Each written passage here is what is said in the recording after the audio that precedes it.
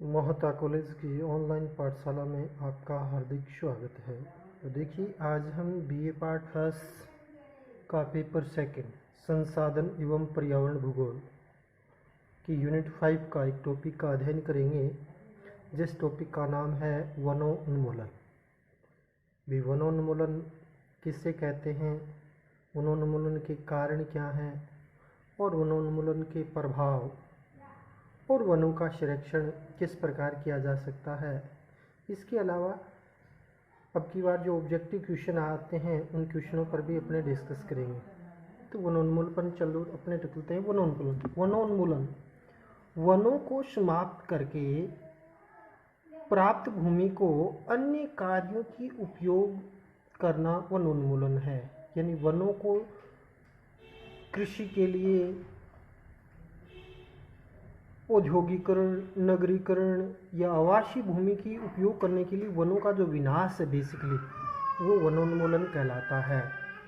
तो वनों को समाप्त करके प्राप्त भूमि को अन्य कार्यों के उपयोग में करना क्या बेसिकली वनोन्मूलन कहलाता है।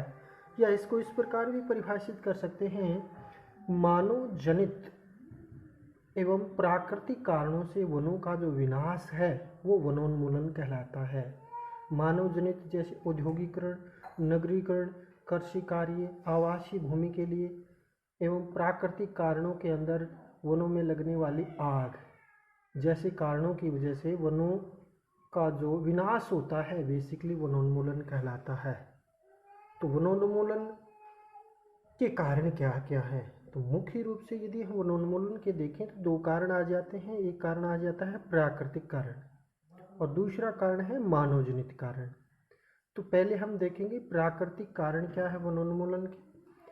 तो फर्स्ट टॉपिक आ जाता है दावानल, यानी वनों में लगने वाली आग, जिसके कारण संयुक्त राज्य अमेरिका जैसे देशों के अंदर हजारों हेक्टेयर भूमि के वन हैं वो समाप्त हो जाते हैं।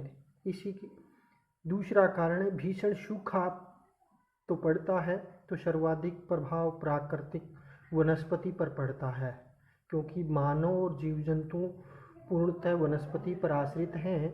और तीसरा सबसे महत्वपूर्ण कारण है अतिचारण, यानी जब वनस्पति पर ज़्यादा दबाव पशुचारण का बढ़ेगा तो भी वनों का क्या होगा, विनाश होगा। तो नेचुरल रूप से जो विभिन्न प्रकार के उद्यान अभयारण्य हैं, आखेर निषेध क्षेत्र हैं, तो वहाँ वर्षा कम होगी, तो अति पशुचारण के प्रभाव से भी वनों का विनाश होगा। दूसरा यदि हम देखते हैं मानव जनित कारण, तो वनों का विनाश वर्तमान में देखें तो सबसे बड़ा महत्वपूर्ण कारक मानव जनित है। विश्व की 90% जो वनस्पति का उन्मूलन हुआ है औद्योगिक क्रांति के बाद हुआ है और उसके कारण वनों का सर्वाधिक विनाश हुआ है। तो इसके लिए कृषि के लिए योग्य भूमि प्राप्त करना, जैसे पूर्वोत्तर भारत में जो शाखांतरित कृषि कहते हैं, जैसे झूमिंग कहते हैं, अपने राजस्थान के अंदर भील और मीणा ग्रासिया जनजाति जो वालरा कृषि करती है, तो उस भूमि को प्राप्त करने के लिए वनों का सफाया करते हैं। वनों व चारागाह में परिवर्तन, यानी वनों को यानी चारा भूमि में परिवर्तन किया जाता है पशुपालन, पशु उद्योग को प्रोत्साहन देने के लिए। और ये जो सबसे अधिक विश्व के अंदर देखें तो भूमध्य सागरीय और शीतोष्ण कटिबंधीय क्षेत्रों में ये वनों का सर्वाधिक विकास हुआ है। तो इसके अंदर देखें स्टेपी प्रदेश हैं या अपने दूसरे जो वेल्ड्स प्रदेश हैं, वहाँ ये क्रियाएं सर्वाधिक देखने को मिलती है। तीसरा है निर्माण कार्यों के लिए वनों का विनाश, यानी वर्तमान के अंदर नगरों, सड़कों, पुलों और बांधों के निर्माण करने के लिए भी वनों का विनाश किया जा रहा है। तो वर्तमान में बढ़ते औद्योगिकरण के परिणाम स्वरूप खनिजों का दोहन के कारण भी वनों का उन्मूलन हुआ है। जैसे भारत में छोटा नागपुर के पठारी औद्योगिक प्रदेश के खनिजों दोहन के लिए हजारों हेक्टेयर भूमि में वनोन्मूलन की घटनाएं घटित हुई है। इसके अलावा वनों को काटकर ईंधन व इमारती लकड़ी को प्राप्त करना, ये भी वनों को काटकर ईंधन व इमारती लकड़ी के लिए भी प्रतिवर्ष हजारों हेक्टेयर भूमि के अंदर वन को काटे जाते हैं और उनका पुनर्स्थापन नहीं हो पाता। तो ये तो आ जाते हैं वनोन्मूलन के कारण, जिसको हमने दो भागों, तो वनोन्मूलन के प्रभाव तो सर्वाधिक प्रभाव जलवायु पर प्रतिकूल प्रभाव पड़ता है। जैसे जिन क्षेत्रों में कम वर्षा होती है वहाँ अचानक अधिक वर्षा होगी, जहाँ सामान्य वर्षा होती है वह सामान्य से कम वर्षा होती है, और कहीं पर अतिवृष्टि कहीं पर अनावृष्टि की समस्या इससे उत्पन्न होती है। दूसरा प्रभाव देखें, मृदा अपरदन में वृद्धि। तो वनोन्मूलन से पर्वतीय क्षेत्रों में भूस्खलन की घटनाएं घटित होती है, वहीं मैदानी क्षेत्रों में मृदा अपरदन की क्रियाएं बढ़ती है। मरुस्थलीय क्षेत्रों में मरुस्थलीकरण का विस्तार से भी मृदा, चाहे चादरीय अपरदन हो चाहे मृदा का एक स्थान से दूसरे स्थान पर प्रतिस्थापन की घटनाएं, भूस्खलन जैसी कई घटनाएं घटित होंगी। इसके अलावा जैव विविधता का ह्रास भी, विभिन्न प्रकार की जैव विविधता का प्रमुख केंद्र वनों में मिलता है। तो जैव विविधता का ह्रास भी वनोन्मूलन के कारण होगा और जैव विविधता के अंदर धीरे धीरे कमी आने लग जाएगी। इसलिए इसके अलावा मरुस्थलीकरण व बंजर भूमि में परिवर्तन, जैसे जैसे वनों का सफाया होगा तो मरुस्थलीय मिट्टी एक स्थान से दूसरे स्थान पर क्या होगी, प्रतिस्थापन, और बंजर भूमि का धीरे धीरे उसमें बढ़ोतरी होगी। मृदा बंजर, ऊसर, रेह, कलर, लवणीय कई समस्याओं से क्या है, ग्रसित हो जाएगी वनोन्मूलन के परिणाम स्वरूप। तो ये आ जाते हैं वनोन्मूलन के प्रभाव। इसके अलावा हम देखें तो वन संरक्षण किस प्रकार किया जा सकता है। तो एक तो है वनों को पोषणीय सीमा तक कटाई, यानी चयनात्मक कटाई की जाए, जितने वन लगाए जाए उतने ही अनुपात में वनों को समय समय पर लगाया जाए। वनाग्नि पर सुरक्षा, जिन क्षेत्रों में वनाग्नि से प्रभावित रहते हैं वहाँ वनों में अग्नि को सुरक्षात्मक उपाय किए जाने चाहिए। इसके अलावा वनों के हानिकारक कीटों को रक्षण, यानी कई प्रकार के दीमक, गुबरैला, सुंडी जैसे कई रोग लग जाते हैं, उन रोगों को निजात के लिए समय समय पर पेस्टिसाइड, केमिकल पदार्थों का उपयोग कीटों से बचाने के लिए पेड़ों को किया जाना चाहिए। वनों की चयनात्मक कटाई, यानी परिपक्व वनों को वहाँ से काटा जाए और उनके जगह पर नए वन लगाए जाएं और समय अनुसार चयनात्मक कटाई यानी होनी चाहिए। इसके अलावा सामाजिक वानिकी एवं कृषि वानिकी जैसी योजनाओं को प्रोत्साहन, ये वनों के उत्पादों के माध्यम से यानी वनों की कृषि करना। 1976 में भारत सरकार ने ये कार्यक्रम शुरू किया गया। तो सामाजिक वानिकी के माध्यम से ऐसे पौधों को लगाया जाए जो अधिक लाभ अर्जित हों, जिससे वनों को काटा ना जाए। जैसे अपने राजस्थान में काजरी संस्थान है बटड़ खेजड़ा, जिससे यानी एक खेजड़े से 2 से 2.5 क्विंटल सांगरी प्राप्त होती है। तो ऐसे पेड़ लगाए जाएं जिसको काटने की आवश्यकता न हो और किसान को भी उससे अधिक लाभ हो। तो ऐसे पौधे लगाकर यानी वानिकी के माध्यम से प्रोत्साहन किया जाता है। राष्ट्रीय वन नीति के अनुरूप वन विकास, राष्ट्रीय वन नीति 1952 और संशोधित नीति 1988 में कहा गया कि कुल भूमि के 33% भाग पर वन होने चाहिए। मैदानी भागों के अंदर कम से कम 20% और पहाड़ी भागों में 60% भाग पर वन होने चाहिए। उसके लिए समय समय पर कार्य योजनाएं अपनाई जानी चाहिए। इसके अलावा वनों के लाभ व हानियों के बारे में जन चेतना, यानी सामाजिक जन चेतना के माध्यम से वनों की कटाई को रोका जा सकता है। जैसे अपने खेजड़ी मेले का आयोजन किया जाता है, इसी प्रकार से उत्तराखंड के अंदर वन बचाओ अभियान चलाया गया था। इसी प्रकार दक्षिण भारत में कर्नाटक के अंदर, तो इसी प्रकार सामाजिक जन चेतना चलाई जाए, वनों के क्या लाभ हैं और उसको हम किस प्रकार से सर्जित कर सकते हैं।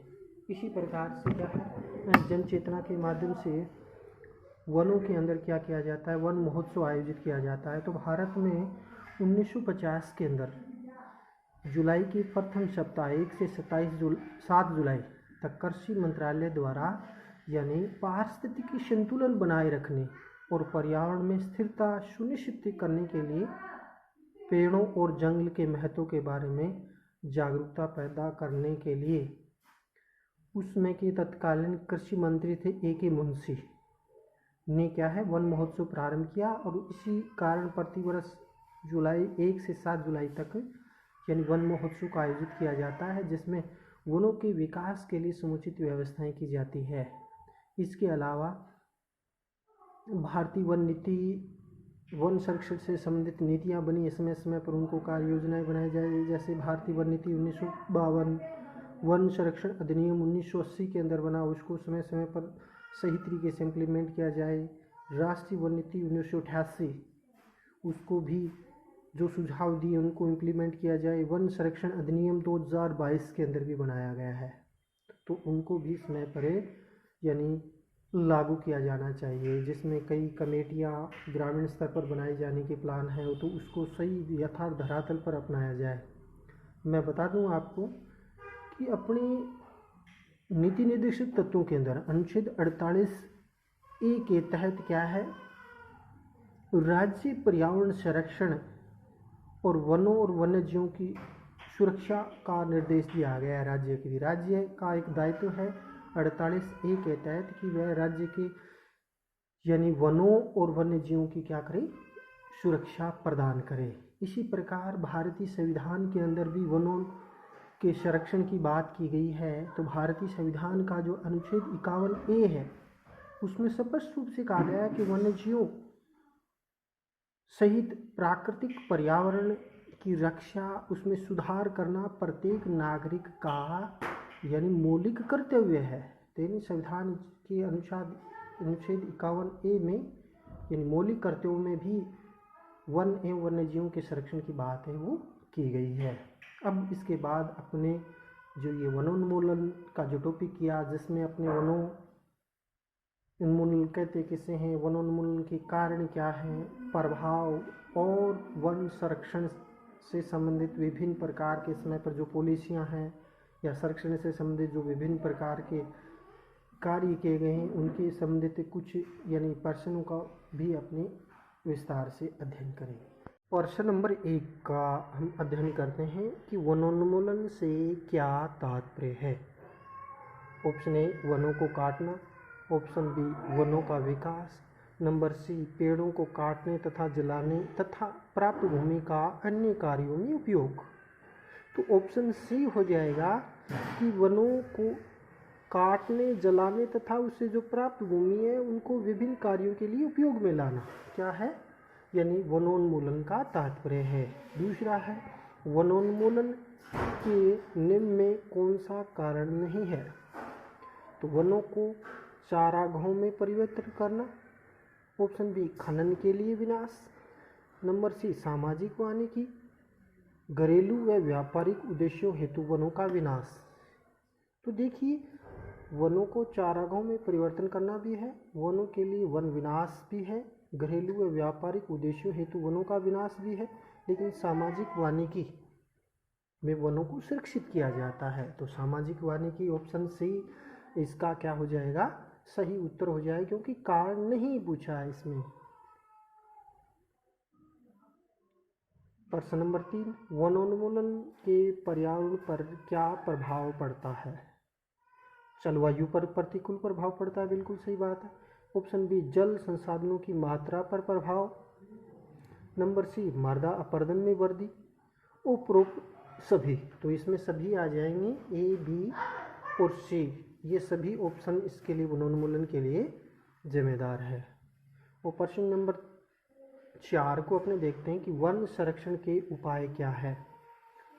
तो नंबर 1 वनों का पोषणीय विकास, बिल्कुल सही है। वनाग्नि से सुरक्षा, बिल्कुल सही है। चयनात्मक कटाई और उपरोक्त सभी, तो ये तीनों विधियों के द्वारा वनों को संरक्षित किया जा सकता है, वन संरक्षण कर सकते हैं। तो उपरोक्त सभी डी ऑप्शन सही आ जाएगा। वनोन्मूलन के कौन से कारक में सर्वाधिक विनाश हुआ है। खनिज व खनन कारण, वनों को चारा भूमि में परिवर्तन, कृषि कार्यों और वनाग्नि।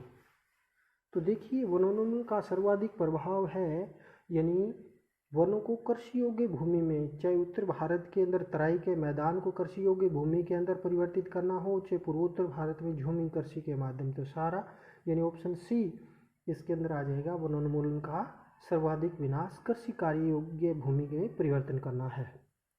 और इसके बाद अपने क्वेश्चन नंबर